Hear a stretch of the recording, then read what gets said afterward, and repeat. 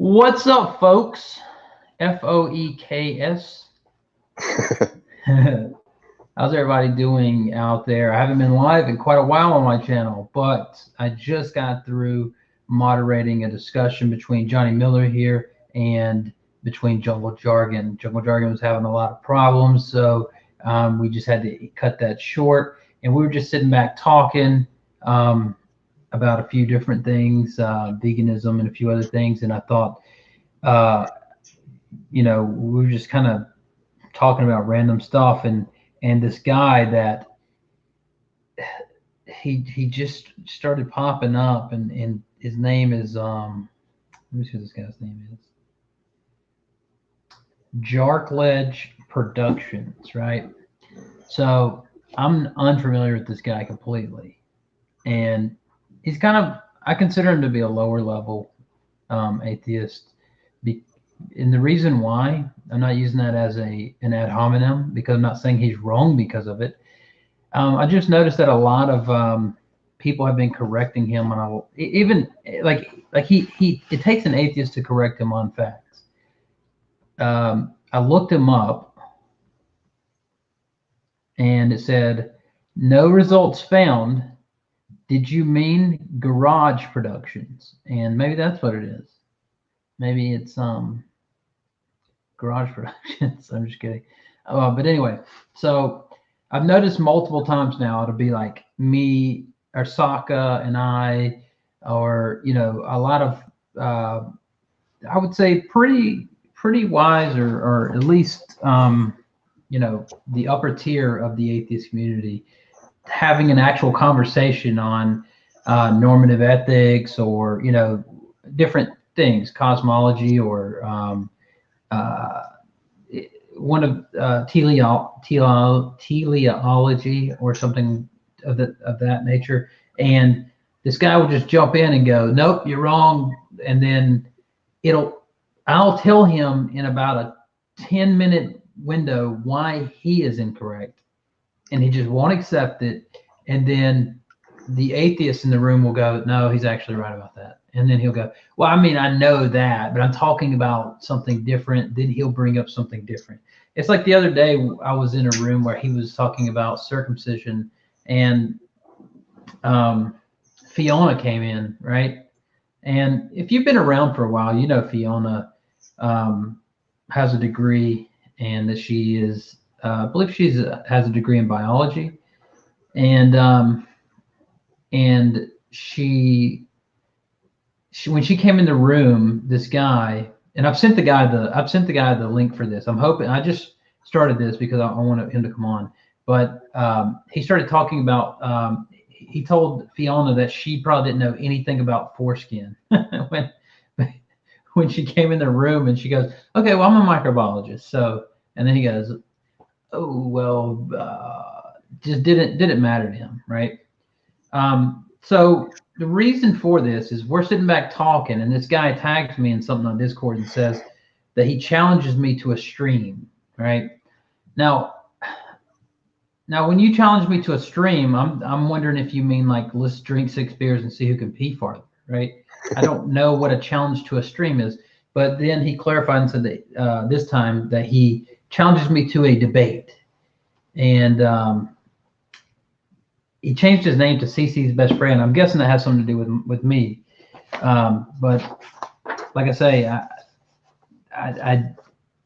I could use the John Henrik Clarke line that I only debate my equals, but I won't go there. I'll just say that I've sent him the link, and so we're going to sit here for a few minutes and talk while see if he's willing to come in. And if he is, we'll have a talk. And Johnny here's an atheist.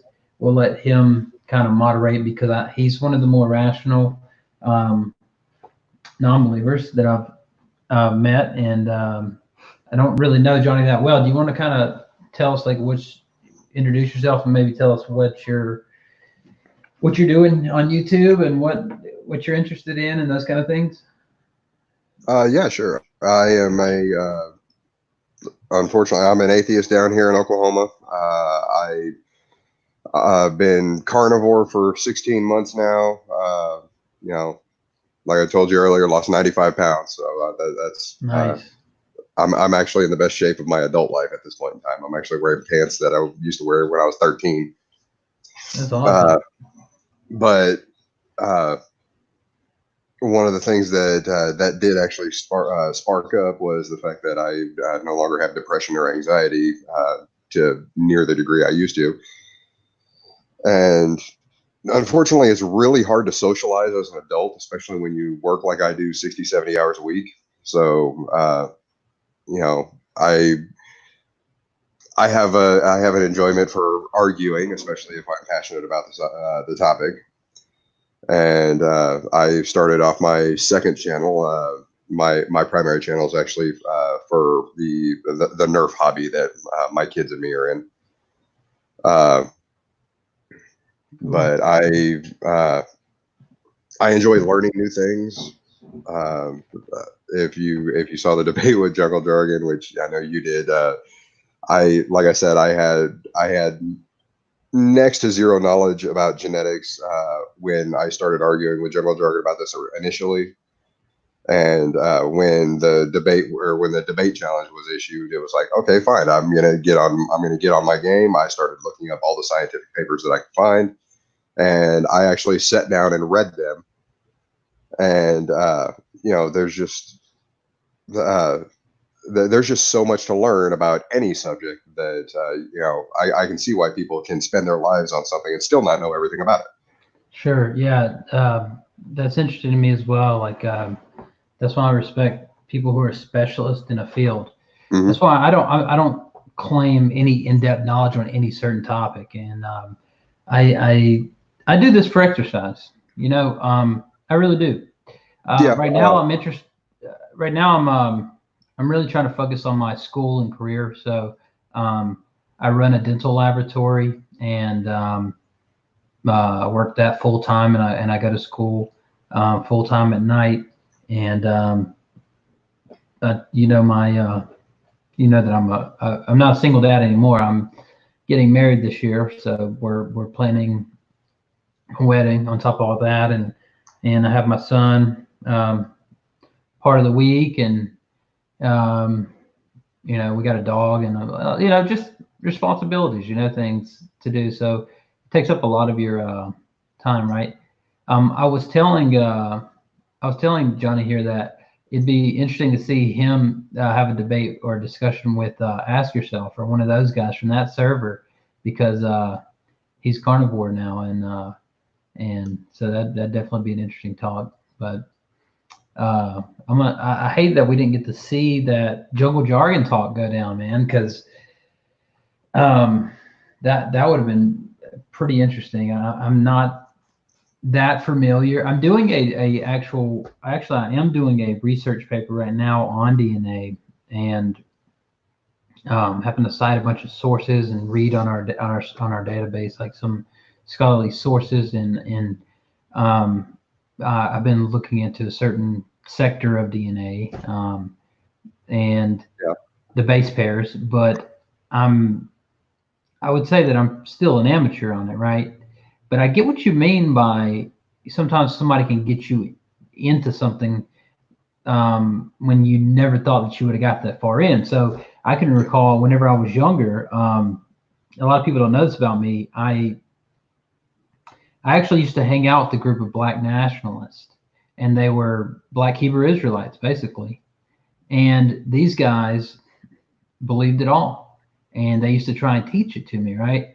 And so I sat there with these guys for hours and hours talking about scriptures and about this and that. And then, but the funny thing is like, and then I would have to look so far into something to see how they were wrong or how they were misapplying it, just to find out, like, nope, you just are, nope, you're wrong about that. It actually came, 200 years before or whatever, and then they, their answer to me was always, see, man, you try to break it down like too scientific, like, and I would always think, I just want to know what's true, but it's funny how those things sometimes, somebody can make you more interested, or I guess motivate you to look farther into something because you disagree with them on it.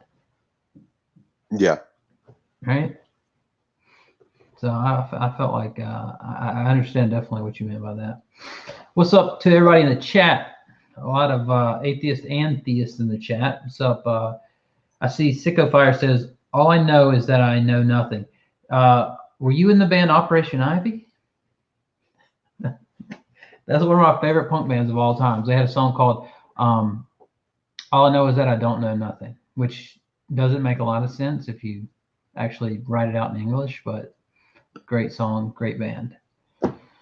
So what are you interested in right now? Like while we're waiting on this guy, do you want to maybe tell us like what you're thinking about doing on your channel? Because I know your channel's still fairly new, huh?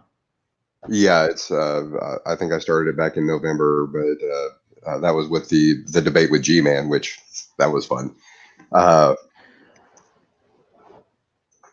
was kind of a goofy thing, but I've been working almost 70, 80 hours a week since then, so it's been really slow going. But I mean, I'd like to actually start interviewing people. I do actually have an interview with a theist on my channel. It was actually very civil. We didn't agree on much, but it was very civil. Who was it? I believe his name was Keith. Okay, there's nobody I would probably know, or no, it was no, it was I'd never even heard of his channel before. Honestly, I don't even think he actually has a channel. He just popped on to talk with me. Gotcha. Well, I've been watching this guy that I would like to get on an interview. I haven't reached out to him yet. I've got a couple of things planned whenever I have time. But I was watching this guy, Michael Francisque. Are you familiar? He was a former mob boss, made man. No. In the mafia. Wow, it's interesting, man. He's been on a lot of. Just so everybody knows that if you just came in, Johnny is an atheist. He commented in the description there or in the live chat. So if you want to see him, you can check him out. The only reason why Johnny's here is that I was moderating a discussion between him and Jungle Jargon that got cut short, and so this guy that's been challenging me, I sent him a link, and I'm gonna let Johnny kind of moderate a little bit because I think that he's willing to. I think that he's rational. He can kind of, and I feel like he's familiar enough with. See this. I'll get back to this. Is a tangential point, but I feel like he's familiar enough to understand a lot of the arguments and to know where some of them have come from. So when he comes on, we'll talk about that. But there's this guy, Michael Francisque. He was a former mafia boss, and he's been on Valuetainment, and he's been on Vlad TV, and he's been on a lot of these channels where he was a former mob boss, became Christian. He was the son of a made man who went into prison for like 38 years. And anyway, he's a really interesting character, man. He used to be like a super big guy in the Colombo crime family. There's a lot of movies made about him, and he's just been coming out like over the last 10 years or so, telling his story. And he's the only guy that has ever got out of the mob without being in witness protection or without being killed, that is living openly. So, there's that. All right, looks like the guys here. Okay. Jarkledge. I just put my actual channel name in there, the description. Okay, cool. Or in the chat. Sounds good. All right, Mr. Jarkledge. You want to introduce yourself? Hey, it's my. Sure. Hi, I'm Jarl Kage. I'm 25 and I'm an atheist. I assume my mic is working, right? Yep, we can hear you. All right. So we've got I've got Johnny Miller in here. He's an atheist. He was just in a discussion that I was moderating about 20 minutes ago, I guess, and I seen that you had tagged me in something on Discord, and I thought, and when I was talking to Johnny, I was like, hey, look, why don't we just get this guy in here right now? And because I don't have a whole lot of time, dude. I work full time. I go to school full time at night. I've got a son. I mentioned that earlier. I'm pretty busy, so I'm like, since we're just sitting here right now talking, let's get this guy in here and he can talk with us, you know. So what's your beef? What's your deal? What do you want to talk about? Yeah, mostly Christianity versus atheism, sir. But yes, I challenged you to a debate, and you've met my challenge, and now I'm in your court. Yeah, sure. So, what do you want to tell me? Why you don't think it's a good idea to believe in God, or why you think it's stupid, or whatever your argument is? I mean, sure, I have several reasons, but I can give some quick, simple ones that I can go through pretty briefly. Okay, so you know, you Christians believe in God, who is a transcendent spirit, right? Yeah. Hey, just by the way, if you don't mind, sorry, I don't. Never mind. I probably shouldn't say that. It'll poison the well. Just No, that's fine. Go ahead. The other day on the Great, I haven't been following them that much, but the other day when I was listening in and you were talking on there, you said the F word, not the 4-letter F word, but like the slur against gay people. And that goes, it's not that I really patrol speech. It's just that goes against YouTube's guidelines or whatever. So just try not to use that term. Like if you cuss or something like that, like that's in your vernacular or whatever, but like there are certain words you're not supposed to use. That's fair. I get it. Yeah. We don't want your channel to go down. That's fine. Right. All right, go ahead. Sorry about that. What was your argument going to be? Okay, so you know, Christians and theists, you know, they believe in at least one transcendent spirit, right? You know, mind who's immaterial, or you know, doesn't have a physical body. Mm-hmm. But I mean, you know, as far as I can tell from experience and science and reason, you know, all minds that I come across have physical bodies. So, you know, from this, I draw the inference that, yeah, it's most likely true that all minds have physical bodies. And, you know, this is an inductive inference, by the way. So, you know, it doesn't follow necessarily, but, you know, it's probabilistic. You know, it's kind of like arguing that everything that begins to exist has a cause, same kind of reasoning. So, you know, but if all minds have physical bodies, then there are no minds without physical bodies, and there is no God. Well, that's where I would disagree with you. Is you said all minds have physical bodies, and you think that therefore it follows that there is no God. Right. Yeah, if God is a mind without a physical body, you know, it can't be both that all minds have physical bodies, but not all minds have physical bodies. So because we don't know of I should say, because you don't know of a mind without a physical body, does it follow though that therefore there are no minds without physical bodies? Well, I mean, presumably that's what you're here for, right? You're here to, you know, give me a counterexample. Right. No, but I'm just asking you, without a counterexample, does what you say follow logically? Well, I'll say it again. No, it doesn't follow necessarily. It's not a deductive argument. It's an inductive argument, right? So, you know, these are probabilistic conclusions based on an observed sample with no example of the contrary. But yes, you're correct. It does not follow necessarily. Okay. So that's what I was asking, because it sounded like the last argument that you made indicated that. So it's based on it's probabilistic that because we observe minds that have physical bodies, it's probable that there is no mind without a physical body. Yeah. Since you know, as far as I'm aware, we don't have an example to the contrary. But I mean, yes, I do welcome you to provide an example to the contrary if you want. Well, I mean, I obviously would, you know, posit like God, but I'm just trying to figure out, how does it follow that if we only observe minds with physical bodies, that it means there's probably no mind without a physical body. It seems like you were arguing the exact opposite the other day when I forget the Muslim gentleman's name, but he was saying, Nate was saying, because there's not life on Earth. I mean, because we know there's life on Earth, that there probably is. I think you were saying that doesn't follow that there probably is life elsewhere. Is that right?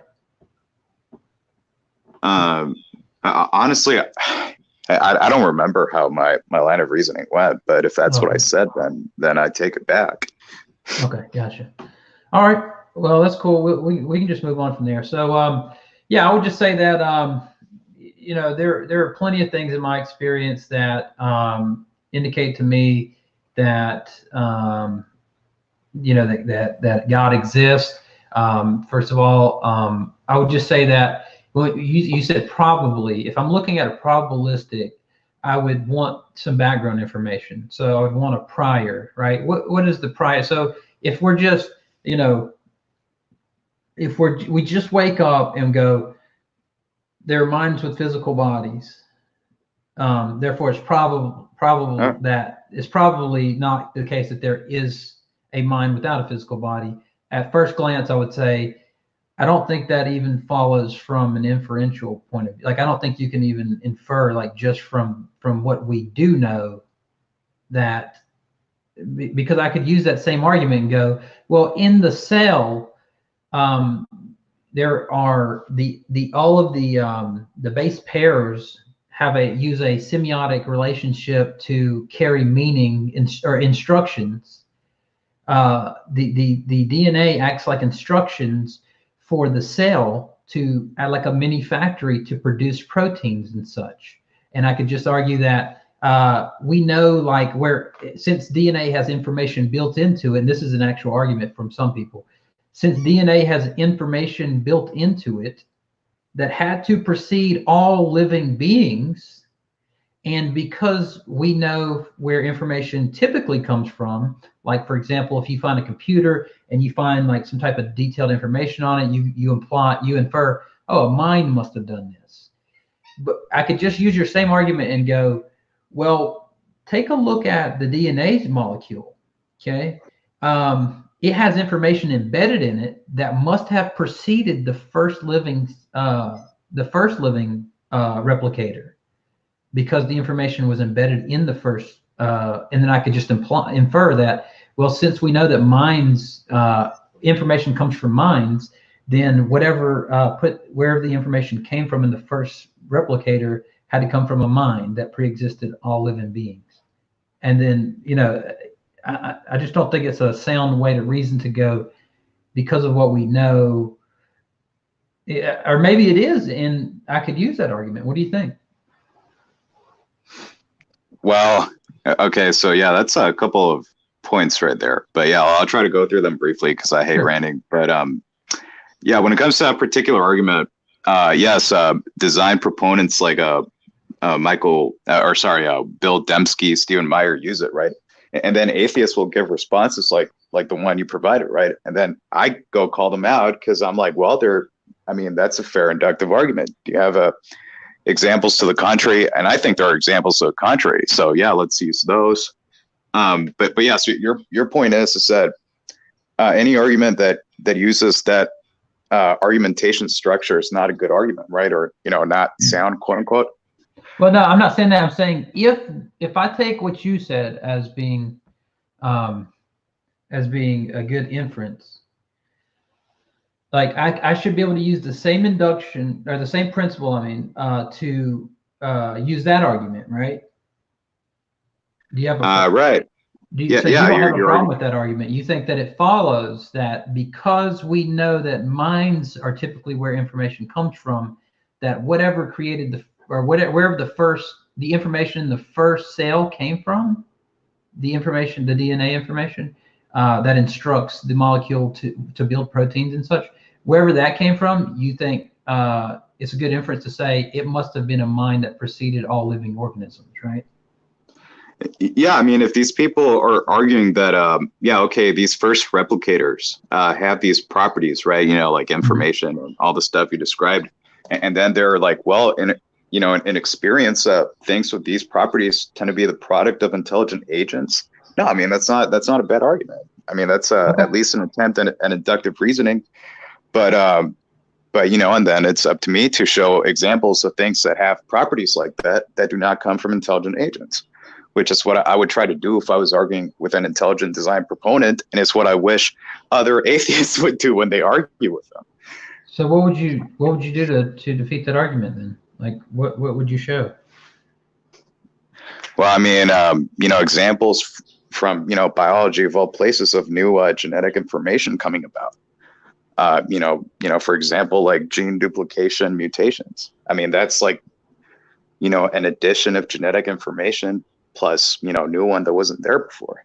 Yeah, but a mutation of existing information, it's not an originator of information, right? So that wouldn't be a counterexample.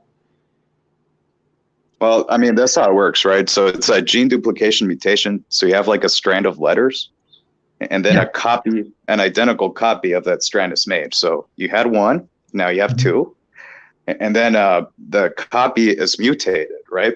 So some letters are switched around. So now you have twice what you started with, a new stuff. And yes, there are examples of this in the literature. Well, I can agree with that, but when we ask the question, where does information come from?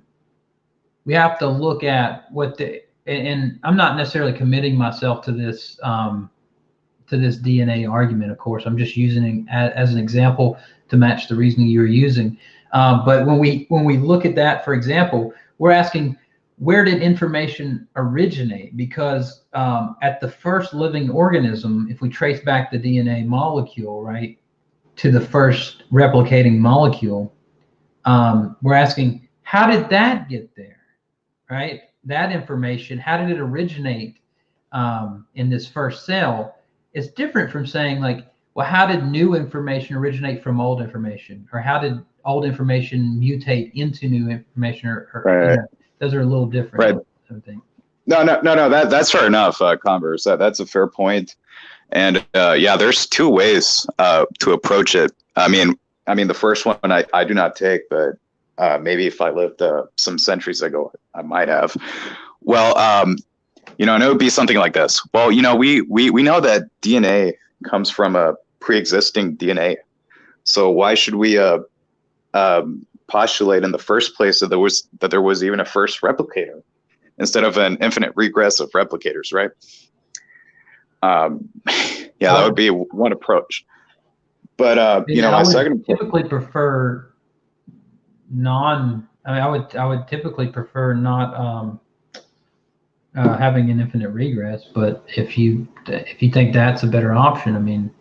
No, I don't. I mean, okay. Well, I mean, if I lived before, some of these scientific discoveries that make me think there was not an infinite regress of replicators, I probably would have taken that approach. But there's new evidence now. I mean, which leads to my point number 2. So we do have reasons to believe that there was a first replicator, right? So, like, even though in our experience, these replicators, come from pre-existing replicators that came from pre-existing replicators and so on. Yes, there was a time in the past when, there was one that did not come from a pre-existing one, right?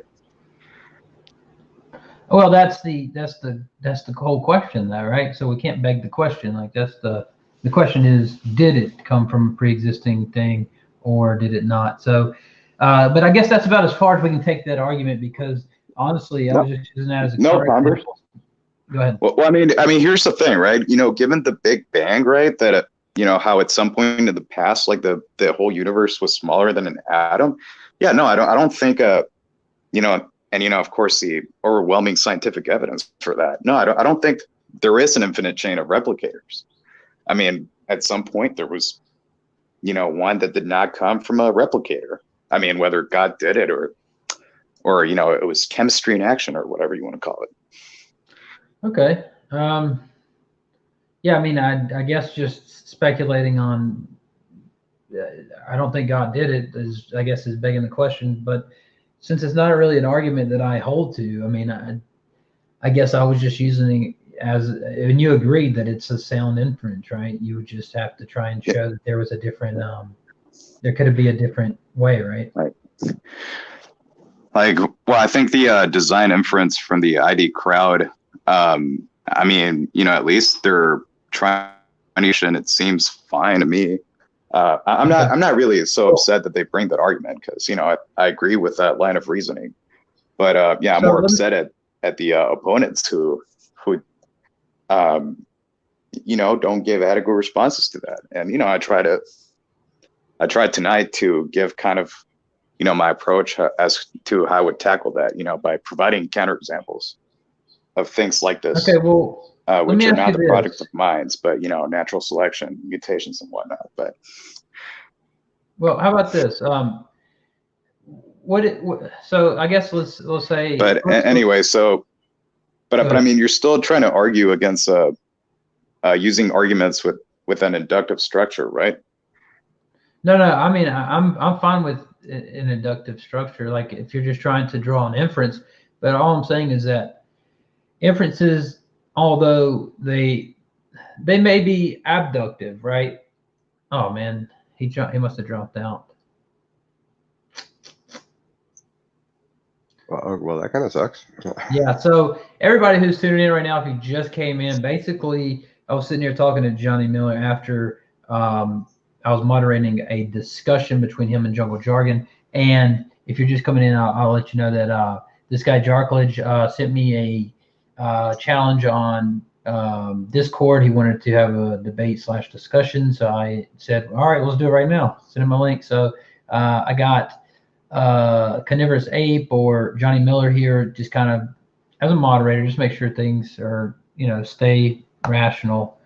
Looks like we got him back. All right, sorry about that. I'm not sure what happened. You must have dropped out. Yeah, there was no sound coming through, so I probably interrupted you. Yeah, I'm sorry for that. But. No problem. Can you hear me now? Now it's fine. Now it's working. Okay, so I guess like, so I've heard you before talk about certain moral and ethical things that you agree or disagree with. Like what, I guess that one might be a good area to talk about. Like what's your, like what do you accept as far as ethics go? Like do you accept any of the normative theories, or do you have are you a realist or subjectivist or what? Okay, fair enough. Yeah, I'll say right now that I'm not too well versed in ethics or metaethics, to be honest. But I'm either like a anti-realist or a non-cognitivist, to be honest. Like, but I mean, I will admit to what you said that yes, I do use moral language, and yeah, I do it. But I don't believe there are moral facts out there. I mean, there's my feelings, but yeah, sometimes I'm not sure if moral statements are even meaningful, right? Or even propositions. So, you know, either an anti-realist or a non-cognitivist, you know, one of those. Okay, so when you say something like, I know that you think that you really don't like circumcision, you think it should be illegal, right? Circumcision should be illegal. Yeah. That's what I want. And is that based on moral grounds? Based on well, you know, my subjective morality, but yeah, if I'm being honest with you, I don't know of a way to justify objective morals. So I mean, I hope that answers your question. Okay, I was just wondering, you base that people should be it should be illegal. People should be thrown in jail for doing circumcision. So I was just wondering if that was on, and you say it is on moral grounds, but it's just your subjective like preference or whatever, which is fine. I mean, that's not necessarily a problem. I'm just asking your opinion. And so let me ask you this, because you say you're not that well versed on ethics. You sound a lot more reasonable today than you typically do, and I'm wondering why is that? Because typically, you know, I've heard you say a lot of things like, "Oh, theists are just stupid, and they always, think they can go to this argument or that argument, and all their arguments are just dumb. And they I usually are a bit more hyperbolic and parochial in your views, and sometimes pedantic. I've mentioned that to you before. Like it seems like you're a lot more reasonable today. I wonder why. Oh man. Well, I mean that's getting kind of personal, but I will answer anyway. I'll answer anyway. Well, I mean, for one, I was bored before you posted the link to a StreamYard. So yeah, I would like to keep talking to you guys. And yeah, if I act that way, you'll probably kick my account from the chat, right? No, I've had plenty of dude. The majority, I would say, the majority of my moderators are atheists. So and I've had people. There's people in the side chat right now who have said that I'm stupid for believing some of the beliefs I have. Brenda, for example, one day we'll be on, and Brenda will be like, "You're exactly right about in your discussion with Godless Engineer. You're spot on. I thought you did a great job." And then some days Brenda will be on and be like, "I can't believe you believe this. You're ridiculous. That's just a stupid thing to believe." And so, but I've never kicked or banned anybody. So, well, Brenda says she never said I was stupid, but she said some of my beliefs were stupid and ridiculous. So, which is fine, right? That's fine with me. But the reason why I asked that is because I wonder if we even needed to have like a debate, or rather, like why, like even if we needed to have a stream or anything, like if you think, see, here's my typical thing. If you talk to Sokka or you talk to Mouty or any of these guys, they have me on. We talk about things. We just go point by point. All right, what do you think about normative ethics? Okay, I take this view. Okay, you take a view. I take this view. All right, so how do we differ? And then we talk about things, and we see where it splits. And then we talk about things like, how do you justify this in your worldview? Okay, how do you justify this in your worldview? And we typically are fairly in agreement. Like when I talk to Ozzy, and I was talking to him about supernatural versus natural distinction, the one that you've heard me say before, that I don't think you can show supernatural things in natural terms. He not only agreed with me, he said, yeah, naturalists have that problem as well. Like it's the exact same, it's the shoe on the other foot for naturalists, or for, materialists, whatever you want to call it. And so, and he's an atheist, right? Like philosopher. So maybe it was just that when we first went to stream, maybe you found me that I just disagree with you, and maybe you're just being, I don't know, counter to what I was saying or whatever. Another part of it, honestly, is like, yeah, I admit it. I have different moods. I'm not in a troll mood right now. Oh, and I actually checked out your YouTube channel, Converse, and I was like, this guy's actually nice. Like, I'll be nice to him on his own turf.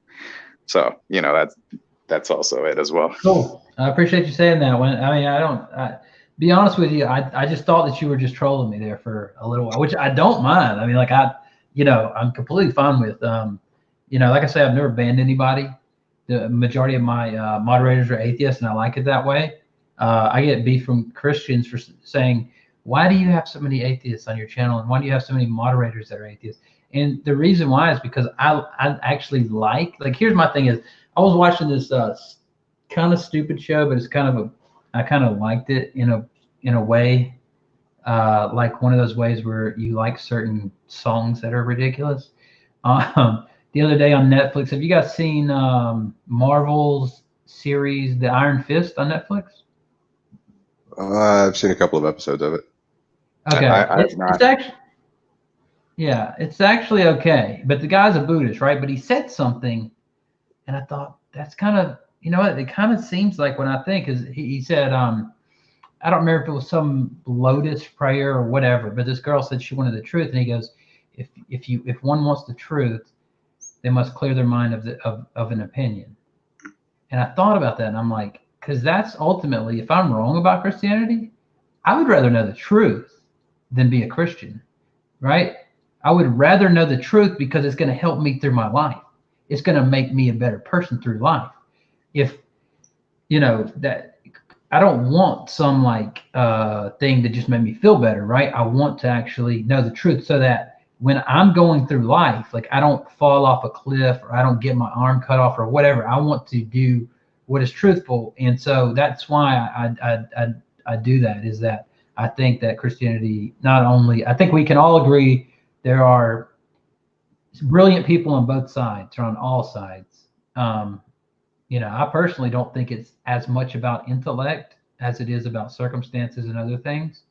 But anyway, I say all that to say this is that, maybe this discussion can be a lot easier than I thought because, like I say, I'm busy all the time. When I'm at work all day, I'm listening to content, mostly audiobooks and things like that.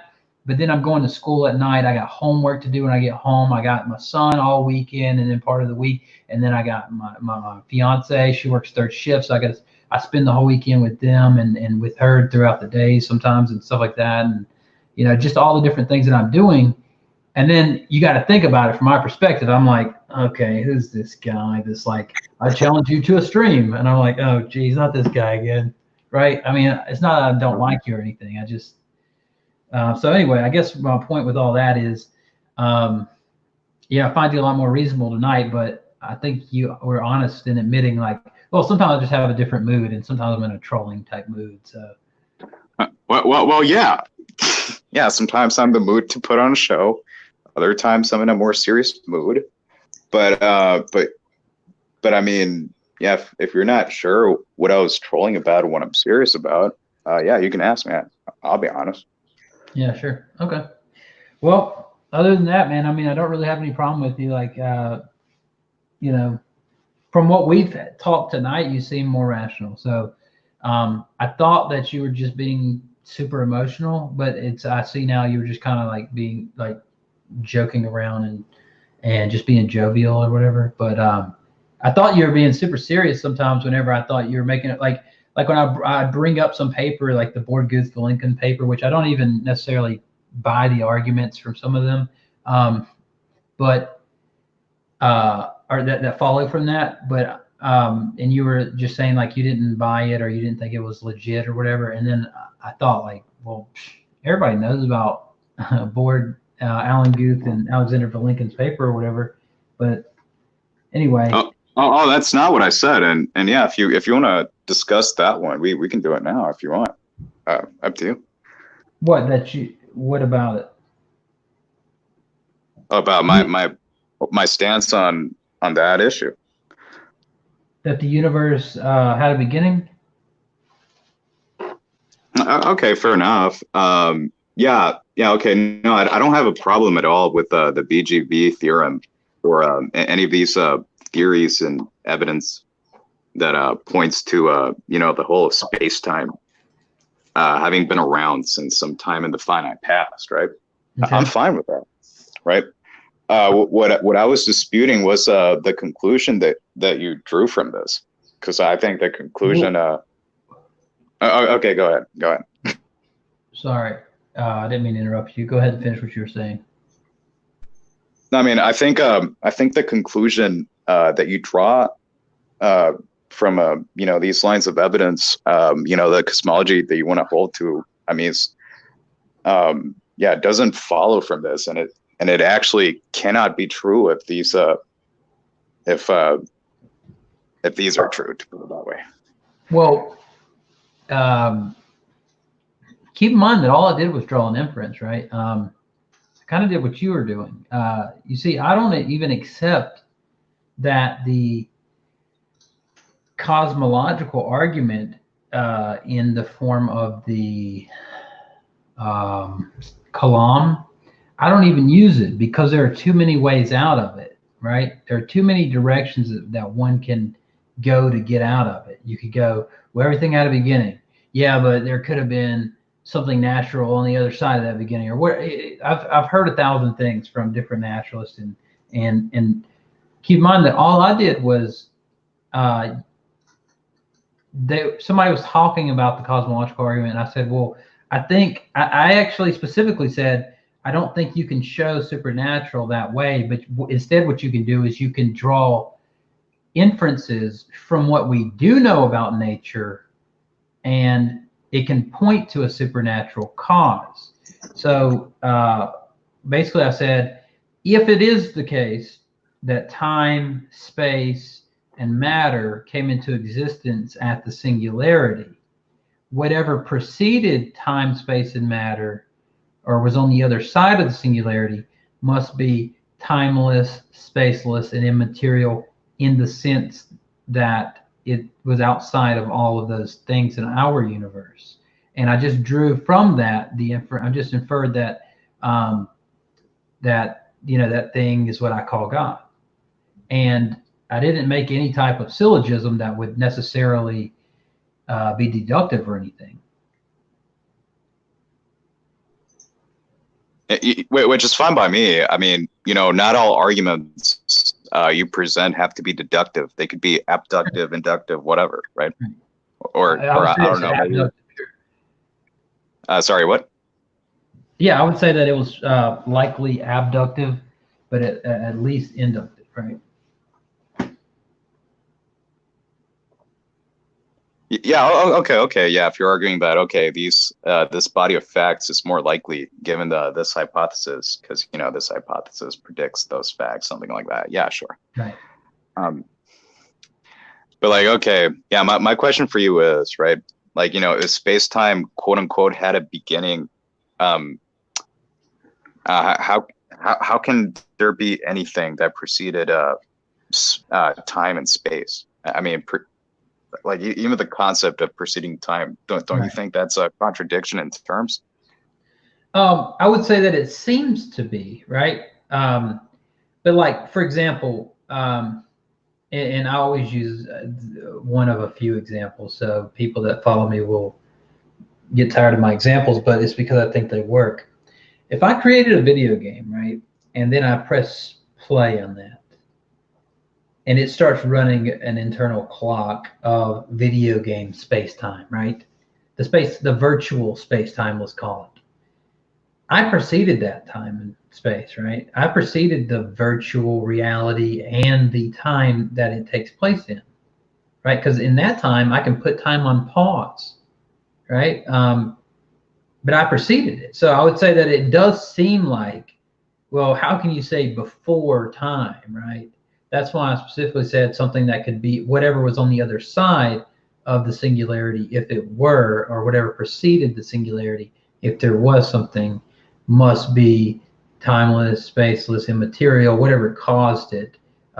Because I feel like you make more problems for yourself when you say, well, but the universe did have a beginning, but there was nothing that preceded it and therefore didn't really have a cause. It just began at some point. I think you have more problems then. And then the last thing I would say is that a lot of atheists agree with me on this. And I mentioned this before. Tom Jump is one of the ones who say, yeah, but Sean Carroll and others say there could be some type of other like emergent space-time, or Imar Khani Mahad's what is it called? Tetrahedron? Or no, I don't remember what it was called. He has another theory basically that shows that it could be something else. But he says it would just be something other natural, some other natural thing that preceded it. But I guess what I would say is just that's what I mean by God. Okay. Like okay. So like God doesn't necessarily have to be like without time altogether, but he's like outside of our time, but maybe there's some kind of time that God is a part of, or maybe it's part of him, right? Well, maybe. I mean, I would look at it like this. Like, I think the Bible uses anthropomorphic language to describe things that are foreign to humans, right? So I think that God can only reveal things to people in a way that they could even understand them. So he says, have all the numbers on your head numbered, instead of I have all the molecules in your DNA numbered, because the people at that time wouldn't have known what he meant, would have just thought it was a crazy voice that meant gobbledygook and wouldn't have wrote it down. And so in that way, I think that sure, maybe God could be in some type of time or tense. I'm not sure. It could be a tenseless version of time, something like the B theory of time or something. I'm not sure about that, but I would just say that in the same way that I look at the video game's time, and I have control over it, you know, perhaps God is in some type of similar relationship to our time.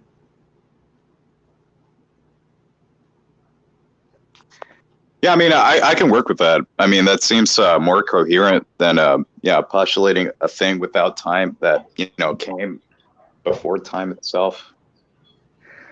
That's why I like to use that example. But I mean, yeah, okay. But yeah, then I have a different question. Like, you know, why prefer that model over, you know, over this one where, okay, yes, like space time, you know, had a beginning in a sense, right? Space time and matter. But I mean, the thing is, like, you know, this beginning, so to speak, it's like the very first moment of time itself. Yeah, it doesn't.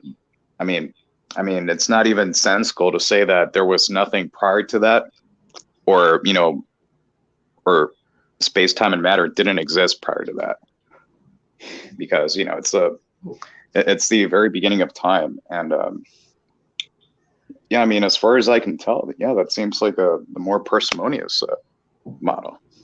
That there was no cause to it, or what?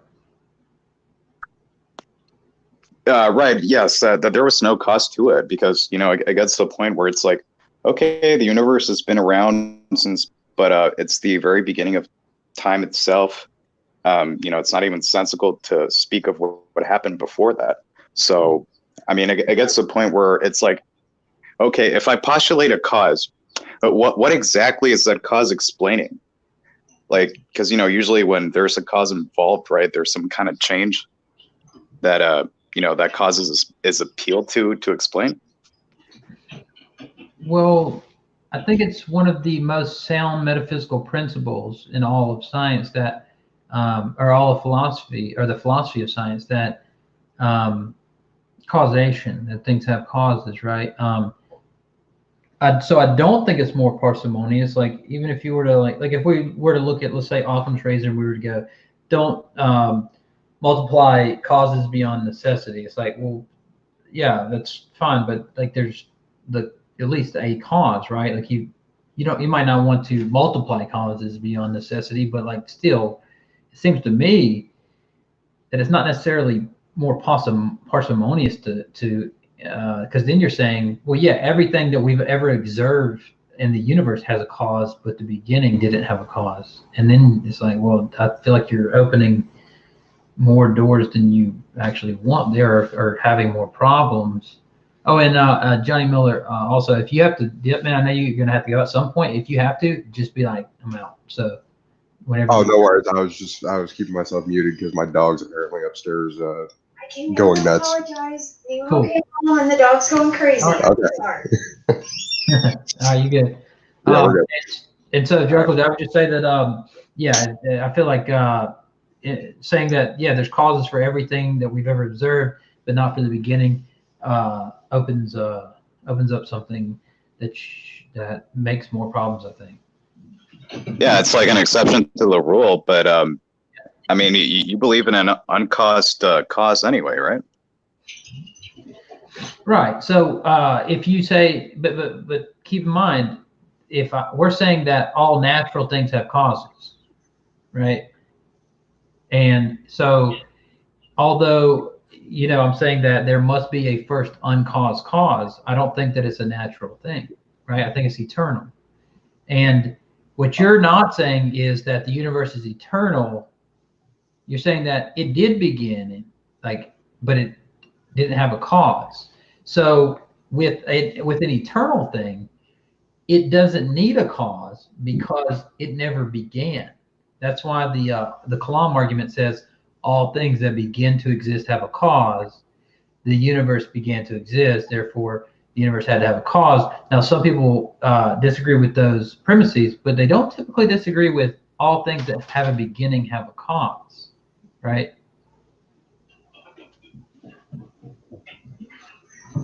Like No, if I'm let's willing. say I'm willing to.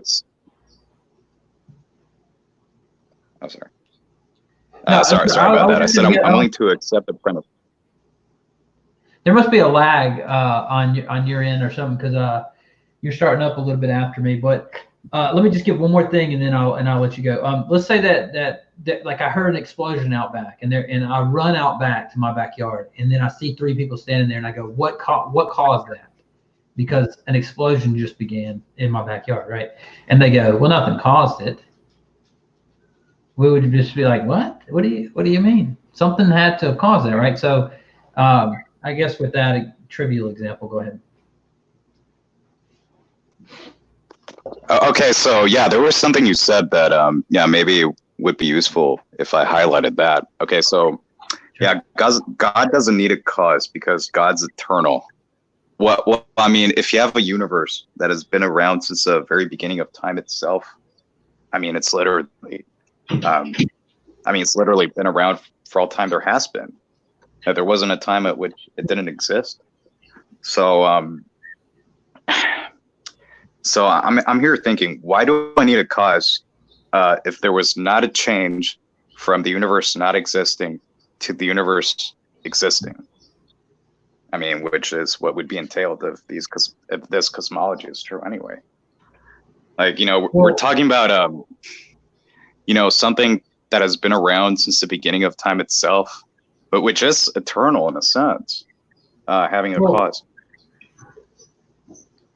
Yeah, so let's say I drew a line on a piece of paper, and then I go, well, it's been there for its entire existence, so it's got to be eternal, like because it's been there ever since it's existed. But it's like, no, well, to say that it's been there since it began, like that doesn't mean eternal. Like that means that maybe it could be future infinite, but not past infinite, right? Because if it did, you could never trace it back to T1, right? Well, I take it that okay, when you say God or something eternal couldn't have a cause, it's because there wasn't like a state of affairs which didn't exist, right? Well, I didn't say that it couldn't have a cause. I said that it wouldn't need a cause by necessity. So, if space was eternal and it had always existed throughout past eternal, never had a beginning, and through future it'll be, it wouldn't have needed anything to cause. That's why Einstein and some of the other early pioneers, when they began to see that there could be a beginning to space-time, they didn't like the idea because they thought that a lot of them thought that the Bible was wrong on this, that time and space began to exist. And so if space and time always existed, it wouldn't need an exterior or a primary cause to cause it. The universe wouldn't be secondary in that way, right? Because if I had a piece of paper and it had always had a line on it, you don't have to ask who drew the line because the line had always been there, right? But I'm just saying, like, from our best research. Now, maybe the universe, we could find out one day that quantum mechanics all were wrong and there's a quantum mechanics or whatever, and the universe is eternal or whatever. But I'm just saying from what we know about the universe, from what we do know. Okay, here, I'll try this way. Okay, so, right. Okay, so there's cause and effect, right? And you're postulating a cause for, some effect. And what exactly is this effect in question that you're referring to? So the effect would be space, time, and matter coming into beginning to exist. From not existing. Okay, excellent, excellent. Sorry, keep going. Well, I was just going to say is if it seems to me that so if the right items are there to obtain, something obtains. So if fire, gas, and oxygen are all in the same room, they can't wait and then obtain at some point. When those things are together, they obtain and an explosion happens, right? In the same way, I think if the universe, our universe, was eternal in the past, it couldn't have began at some point, right? From instead of not existing, began to exist. Okay, go ahead. I was nodding my head verbally, but sure. But yeah, okay. So you seem to have this idea that at first, well, I mean, you believe in God, so the universe, or sorry, space, time, and matter didn't exist, and then later on they came into existence, right? They began to exist at the beginning, yes. Okay, but like there was a state of affairs in which they were absent.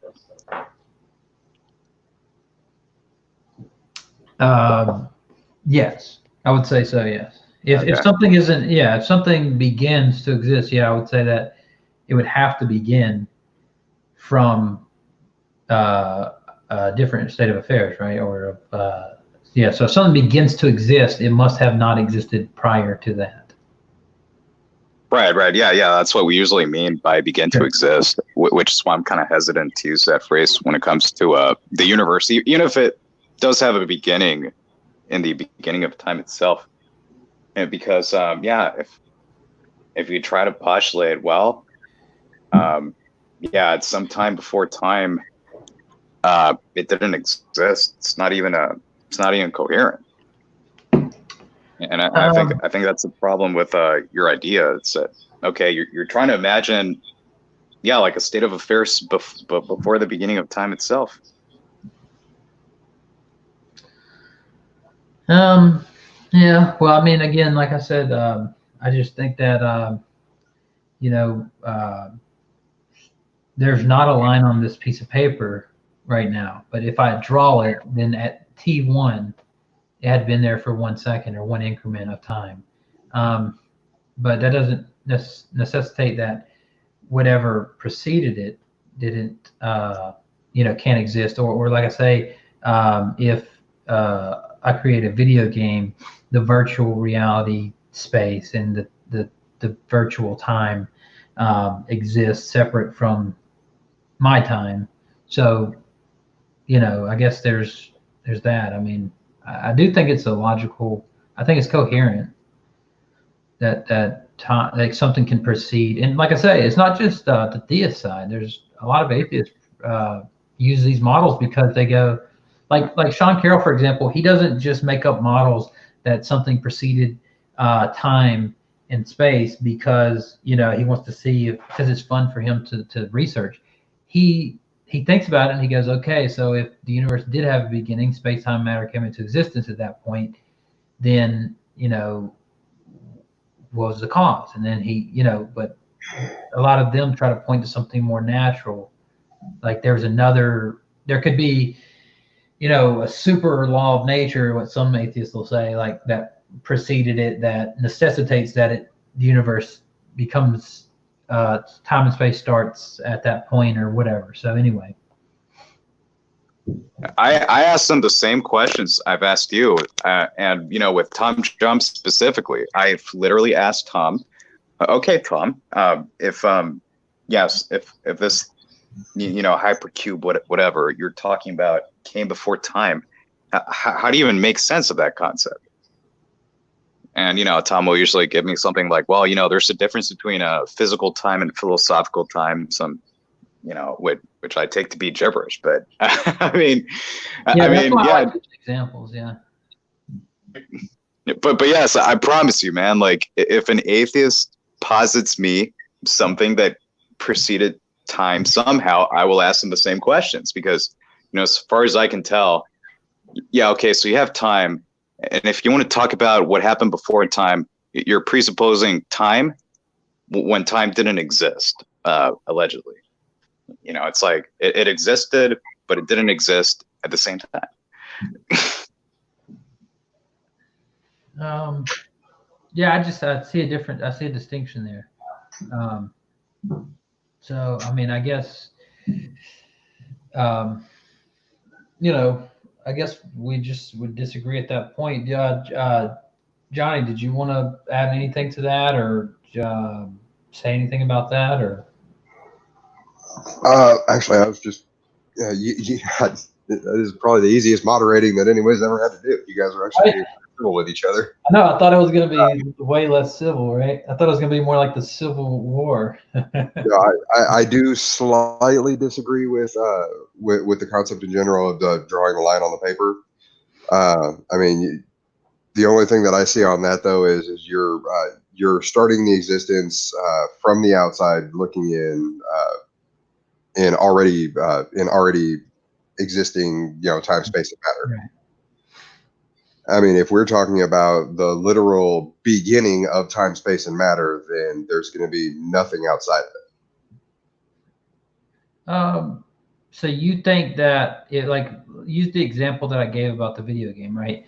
I create a virtual time and space, right? The VR, right? Virtual reality time and space, where I can pause that time and so forth. You don't think that it follows that something similar could be like that to our time and space? Like, even I've heard plenty of atheists use the matrix model or any other model, right? I mean, it's obviously a coherent model. Well, yeah. I mean, when they're arguing for nihilism or solipsism or the whole brain in a vat thing or the matrix, that's kind of going into how are we sure that our reality is the real one?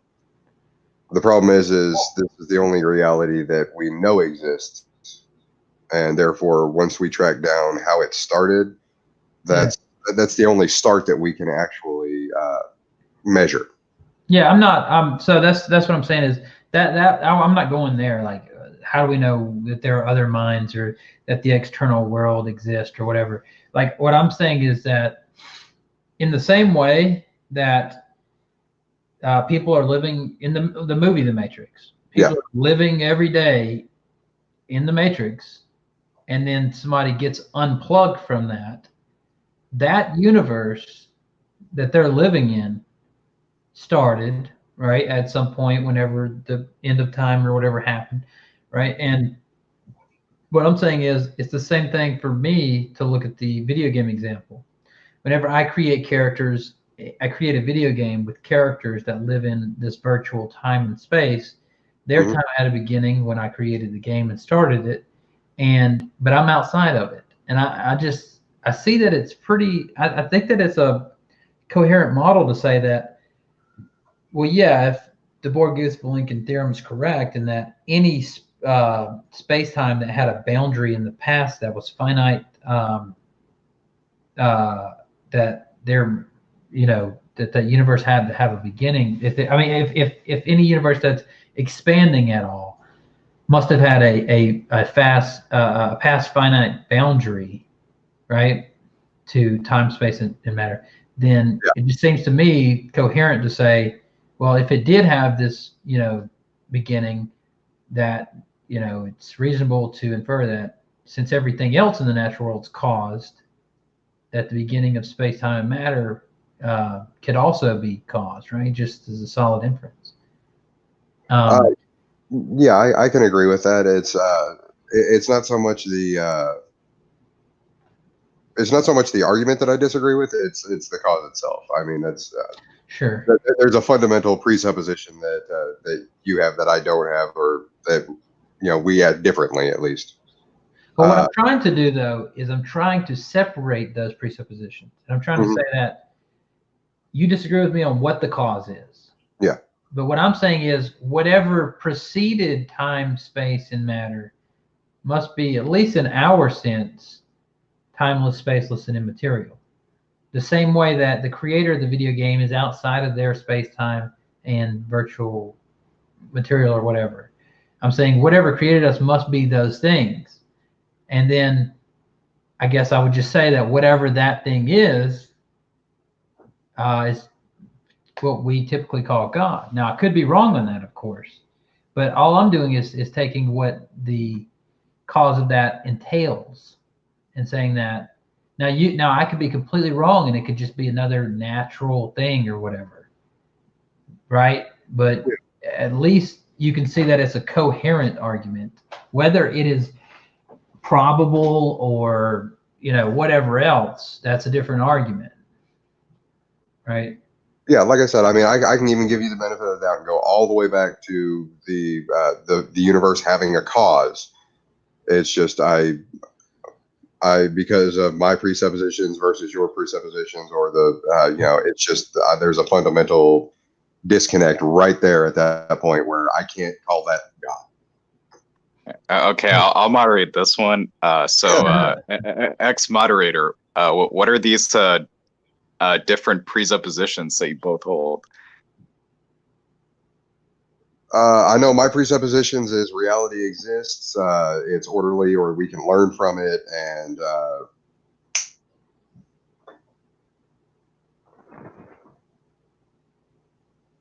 yeah. Okay, well, those are the two that I can name. I know there's a couple of others.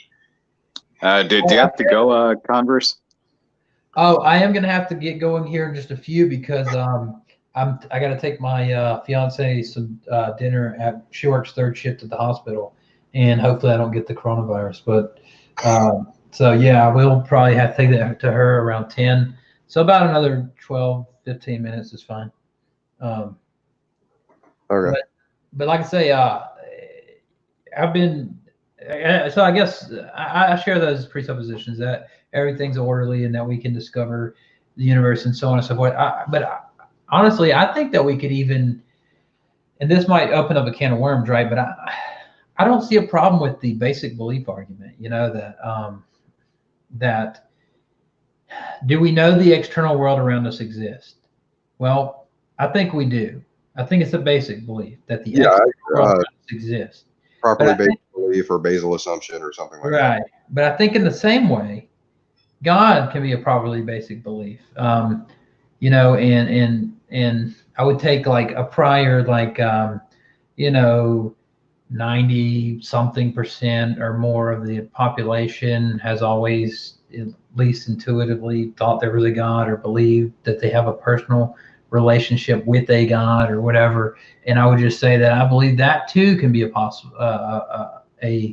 properly basic belief, as some philosophers believe that to be the case. Okay. I got a question. So presumably, Sure. I mean, okay, if you're calling belief in God properly basic, I mean, well, I'm saying that could be the case. I could be wrong about it because okay.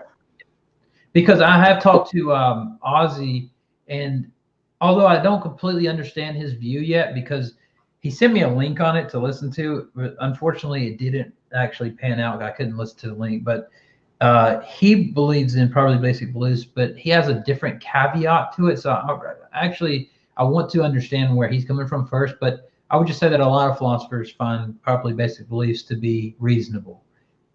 Whether I have properly basic beliefs. I think we all do. That you can't justify these beliefs through reason, but they're grounded in your experiences. And if you try to question or deny them, it's self-defeating because it requires you to presuppose them to do so. So I mean, I don't have a problem with that to prove reason. But you don't think that God can be a properly basic belief? No.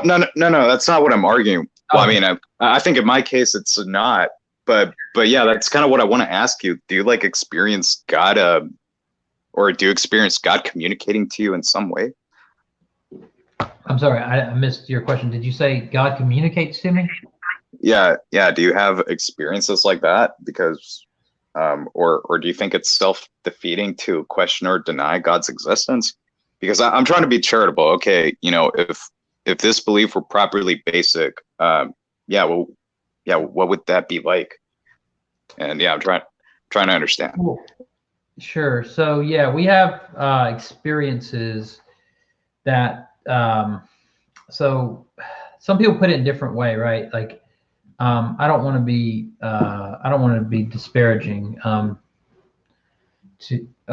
So some of us have experiences. Let's call it the Holy Spirit, right? And through those experiences, we have a connection that seems to transcend ourselves. Now, one could just say it's just a natural process, like it's indigestion, or it's some, it's your biochemistry, it's your intuitions, like a mother has motherly intuitions, or what, things like this. And you could just say, well, they're delusional or whatever. But I just find it, I find it reasonable that people are communicated through. I don't want to say like there's a sixth sense or something, right? But or seventh sense or anything like that. I just want to say that, in the way that we have physical senses, if it is the case that there is supernatural, that perhaps there is another way that we can be communicated. Well, I guess I would just leave it there. I think there's the Holy Spirit's witness to people serves as a some type of indicator. Okay, that's fine, man. I mean, you experience whatever you experience. I'm not gonna try to gaslight you and say that it was a delusion or whatnot. But I mean, my response to that is, well, I have never had experiences like that. I kind of envy you too, but I mean, Sure. If I've never had such experiences, I mean, how can you expect me to, No, that's believe? that's fair. That's fair, and I don't actually expect anything from you.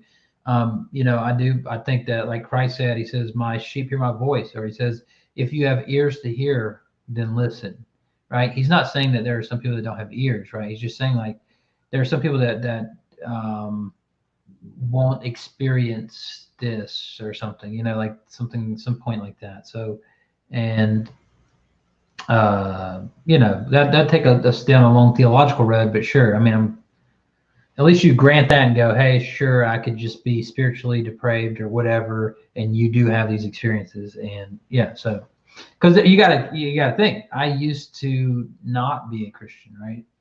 I used to be a non-believer, right? And but even when I was a non-believer, like I didn't, I was never one to be an atheist, honestly. I had a punk band, and my drummer was an atheist. And whenever he first started to be our drummer, I remember people telling me like, "Dude, he's an atheist, dude." And I was like, "So what do you mean that you don't believe in God?" And they're like, "No, atheists are devil worshippers." And I was like, "Really? Whoa!" Because he seems like a pretty cool guy.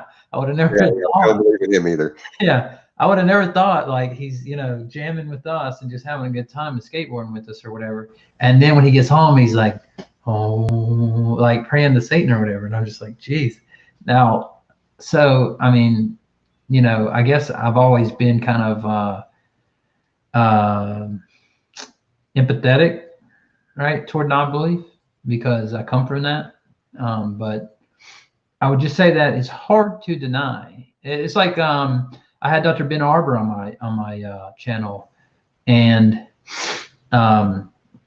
he was talking about how he doesn't like these campus street preachers that are yelling fire and brimstone at you. He goes, but one of them actually reached me. He goes, he's a PhD philosopher, and this guy's just shouting fire and brimstone and stuff, and he's like, somehow it just hit me at some point, and I just go, yeah, this guy's kind of reminding me, or like it reached him at some point. And I just think that sometimes when you have certain, okay, sorry, I go off on tangents, but I'll say one more thing and then I'll let you come back with whatever you want to say. A lot of people think that the Holy Spirit is like a feeling that you get, right? And I can understand that, but for me, it seems, and I've never heard anybody say this, but it just seems like this to me, that it's more like a realization, right? Like you may have had this experience where you're late and you wake up and you look at the clock and you're supposed to be at work at 8 and it says 8:30, and you look at it and you see this 8:30 and then you hit the pillow. But when you realize it's 8:30, you have zero energy. But when you realize it, you go, boom, and you're off and you're like, do, and you've got all this energy. But like a second prior, you had zero energy. but like as soon as you realized it, it's like boom, it all hits you and you're up and going like super fast, faster than normal or whatever. And so I would just say that that's what I think it feels like to me, is like a realization when I realize, something like, oh man, I've just been sleeping with all these women and I've just been out partying, doing all this stuff. It's not even necessarily guilt. It's just like I'm realizing, wait, I'm a moral agent in that type of way, right? It's not necessarily just guilt. It's more like, dude, you're a moral agent. Like, I don't know. It's just like a way I can understand it. I guess sorry. Go ahead. You think that made sense? Okay. I do like the analogy. Sorry, moderator. What were you going to say? Oh, I'm seeing John Lloyd over here trying to troll me in the chat, talking about flat Earth and vegans, and those are two of my. Right. I believe in the flat Earth. I'm a flat Earth atheist. No, I'm kidding, of course. I would love to hear the mental gymnastics around that, but. Right. Well, it's based off of atheist intuition, right? He just walked out, and it seems like the Earth is flat. Isn't that Wotan's excuse? Well, or is Wotan Christian? No, I don't know. Go ahead, Jarkovich. Sorry, go ahead. No, I mean, I really like the analogy you gave, but this is more of a personal anecdote story, which I'm fine with. But I mean, I don't have like a philosophical rebuttal other than be like, oh, okay, yeah, I liked your story, right? Yeah, I get it. So like, there's another thing I'll add to this, and maybe this will, maybe it'll add something else. Is that, I've never liked church. Whenever I was younger and I wasn't really a believer, I went to church mostly because I went so I could go on beach trips and stuff, or I could be like in the youth group where we did like stuff when I was bored or whatever, and I could hang out with people that I liked or whatever. And over the last 5-6 years or something, I go to church maybe every 3 or 4 times a year, right? Just hardly ever, but it's definitely not on holidays. I don't do like the people who go on Easter and stuff like that. Like, it's just like randomly throughout the year, I'll be like, well, I wonder about that church, right? But I've never really liked church. I've always found it to be kind of dull and boring, and like I've always found, but I always thought like you got to go to church to be a Christian, right? But then when I'm reading Christ, he's like, don't go into the synagogues, like the hypocrites, and pray there in front of people because they've got the reward now. But pray in your home and you'll have your reward one day, and things like that. And I always thought, yeah, it's pretty cool. I like how or like the principle. There's no difference between Jew and Greek, or male or female, or slave or free. There's no difference between them, or these things that I'm seeing. And keep in mind, like, I'm coming out of a punk rock background, and I'm thinking it's pretty cool, right? And then, even like your thing about circumcision, right? Christ said that like there's no need for it. I know. I know. I know what Galatians has to say about circumcision. Yes, I use that verse when talking to Christians. So yeah, which I don't necessarily think that it's immoral, right? I don't agree with you on that 100%. But I would just say like it's not needed, so it's not like a big deal for me to like. That's why I'm not going to have a debate with you about it, because it's not that big a deal to me. But I guess since it's 10 o'clock now, maybe I'll just ask one more question. Like, what's your name about, man? What is Jarklage? I found it kind of hard to follow or like pronounce and like remember. I'm like, what was that? Jarklage or whatever, or Jarkle? Like, well, it's Jarl Kage, but it's 2 names, right? It's Jarl and Kage, and Jarl's like a tribal chieftain, ruler of a city. It's a Viking thing, but okay. It's also a Skyrim thing, which they were inspired by Viking culture and whatnot. And Kage, yeah, it's basically the same thing, but in Japanese, and it's a reference to Naruto. So I like Skyrim, I like Naruto, so I picked a name that had a bit of both, and kind of cool. What's the productions part? Because I didn't see you produce anything. That was just it's not a shot. I'm just wondering, like, it's production side. I figured like you'd be a DJ or like something. And I was just wondering, like, what is the plan? Like, do you have plans? I will be, right. Yeah, because I want to make my own anime cartoons, and that's what I'm doing. And I already, I picked my freaking title before I started, right? But yeah. No, that's cool. I mean, I understand. That's what I figured. I was like, well, he's probably about to do something or whatever, or like, maybe there's something else he just hasn't put it on YouTube or whatever. So, have you seen Veckel's anime cartoon? No, I've not. Oh wow, yeah. So you probably won't care for it too much because it's a Christian cartoon. Well, I mean, it's hard to say if it. I don't know if I would say it was anime. He's got a. You know what? I got a second. I'm gonna pull it up on YouTube and just show a short clip from it, right?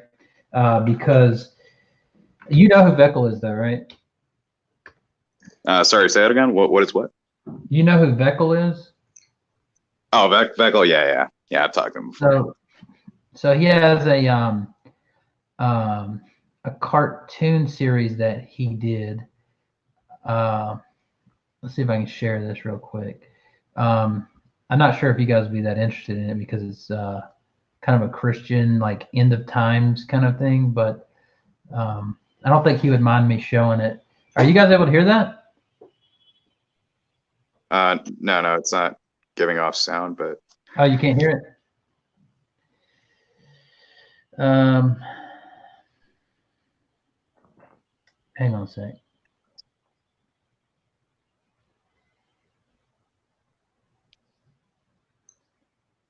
Good grief, this thing's almost an hour long. Oh yeah, it's got like multiple parts. Oh dang.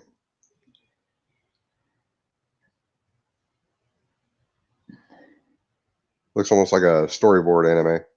Yeah, that's pretty much like how it is. Like it's but it's really interesting because it follows this kid's character, and then there's like these angels or like saints, right? And then there's the character Veckel,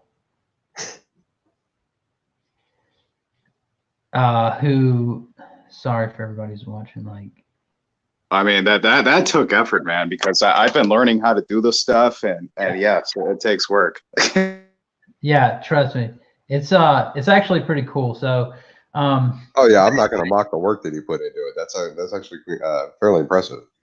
Yeah, it's not only that, but it's the voices and everything that he got are actually like really good quality, like voiceovers. There's like a Mr. Miyagi type character, is like an old man who has like this old voice, and then there's like and even the plot and the characters and everything have like a really cool, like you can tell he really worked on it because the young kids always got like this humble young kid's voice, and we got to get there and we got to do the right thing. And then you got Veckel with the long like dreads and everything, who's always fighting, and but he's got this attitude where he's like, like he's killed so much, he's just kind of got like that.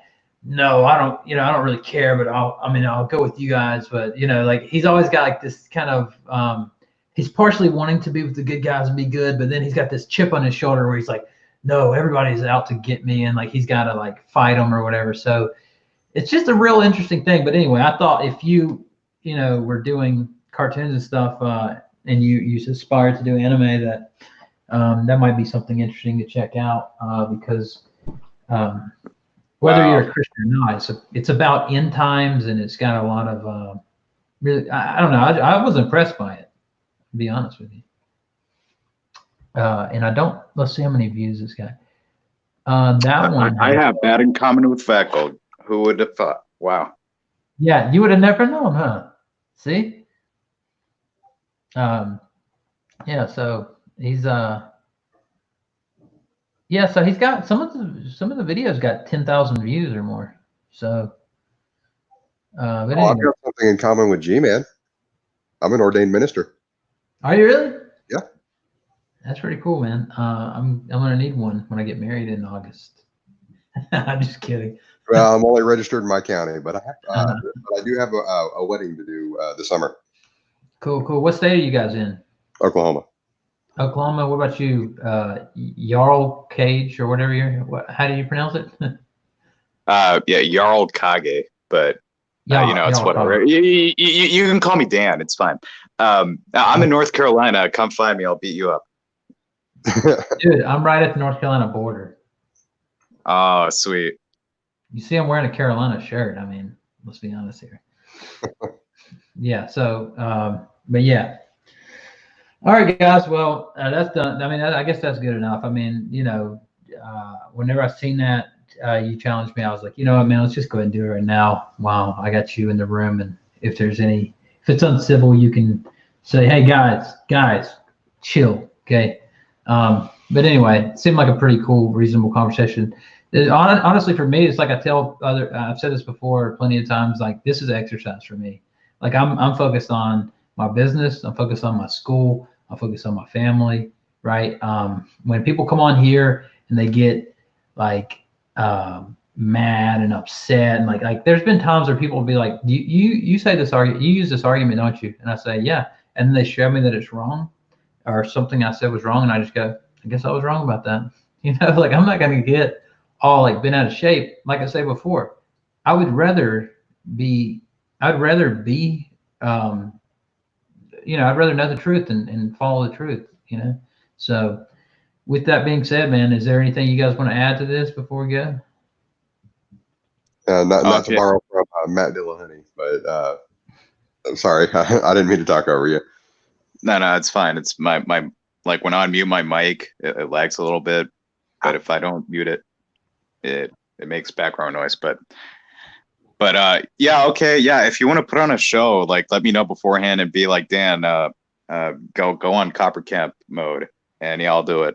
Oh, okay, Copper Camp mode. You been watching Gavin McInnes? Is that what you're talking about? The fat ginger, yeah. They were supposed to have a fight. I don't know if they actually did it. Yeah, they did. They did. They actually. Are you? So you're pretty right wing then? No, well, I used to be, but no, I'm pretty left wing. But I have a sense of humor, so. Right. Okay. That's interesting. Yeah, because I'm kind of the same way. Like sometimes I'm not sub to him or anything, but like sometimes whenever I see something pop up, like I'll watch it, and just the guy's he's a funny guy. I mean, he's but at the same time, sometimes he just says things that are so inflammatory. You're just like, geez, man, like, do you have to take it that far? But well, anyway. I do that, but you know that you've been calling me out for that. Yeah.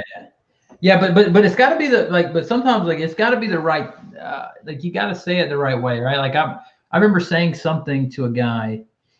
There was a guy on my channel, and he was just wrong about this thing, right? And when he was wrong about it, he said like something that was completely inaccurate, and then he goes, "And facts don't care about your feelings." And I'm like, that only works if you're given a fact, you idiot, right? I didn't call him an idiot, but like that's what I'm thinking is like, you can't just be like, dude, the Earth's flat, and the facts don't care about your feelings. It's like that doesn't work here, right? So, but anyway, go ahead. Sorry. Last thoughts. Oh, well, have a good night, gentlemen. Nice to meet you. Wait, what's the moderator's name again? What's your name? My name's Johnny. My channel name is Carnivorous Ape. Oh, okay. I'll check out your channel. Nice to meet you, and yeah, good talking to you, Converse. Good night. All right, buddy. We'll see you. All right, John, you got anything to add before we dip? Yeah, I was just gonna go on top of what you said, not to kind of steal something from Dillahunty, because I have my issues with him as well. But knowing as many true things as possible and dismissing as many false things as possible, it is actually a good way to look at it. Yeah, and I don't think he came up with that, right? He popularized that. I think he just popularized it. Yeah. I've heard a lot of people use it. Something similar since I heard him use it, though. Right. So I just want to say what's up to everybody in the chat, and give a couple shout outs before I run and take my fiance some food. This was just kind of whimsical thing. Johnny Miller and I, if you just came in, we were just kind of talking after this discussion earlier that I was moderating a modern day debate, and then I got a challenge on Discord. Hey, from the guy that was just on, Jarl Cage or Courage or whatever, Dan. Jarl Kage.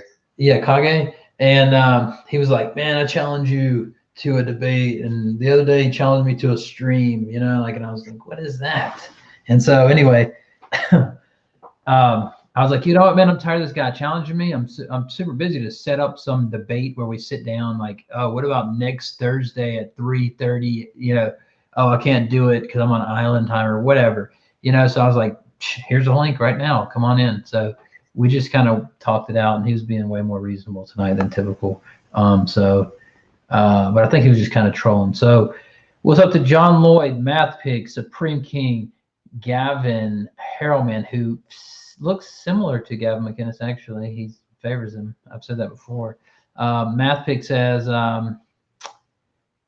Converse, I have Mark Sargent coming on the 22nd. I don't know Mark Sargent, unfortunately. I do not. He says, how have you been? I've been good. Just been super busy with work and all. Trying to go jogging sometimes too, to like, I've gained quite a gut over the last, like, I might look like I'm in shape, but trust me, I'm not. I'm getting better, but like, just trust me. I couple too many beers, too many steaks and like potatoes and all the stuff without working out or anything. And it just wasn't, anyway, over the last month or so, I've been jogging and doing all this stuff. I was about to say, blame the potatoes, don't blame the steaks. Right. Oh yeah. Definitely it was the potatoes. And it didn't help that I had cheese and bacon and stuff all over them. And probably the ice cream and pie didn't help, you know. Yeah. That is something carnivores and vegans agree on. Sugar is poison. Yeah, and the amount of sweet tea that I consume probably doesn't help either. I mean, because I'm, you know, you live in the South. I mean, I can. Oh yeah, we like tea with our sugar. Oh, I love tea, man. Like that's the main thing. Gotta have it. It's like my coffee every morning. What's up, Ken McCracken was here. I seen Brenda. More debate. 100% carnivore here too. So that's pretty small. They didn't used to be that small. Let's see. John Lloyd says, first time I decided to go vegan, 5 minutes later, I found $20. Let's see. Travis Lee was here. I just want to give a shout out to a few people before we go.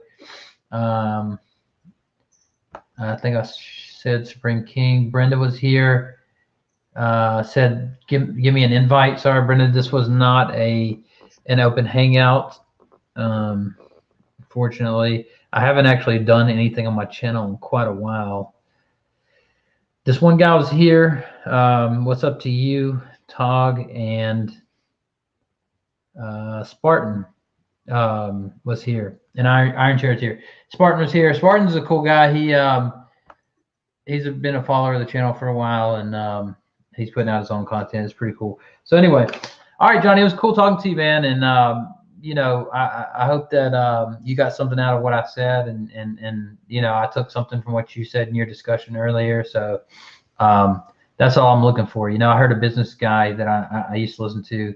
He's just kind of a business coach. He just kind of, you know, tells people like, here's the mistakes you're making in business, that kind of thing. And I heard him say one time, he goes, man, when I buy a book, I'm looking for one thing. I'm looking for one idea. I might not even read the whole book. I'm reading through a book and it says something and it speaks to me and I go, that's it.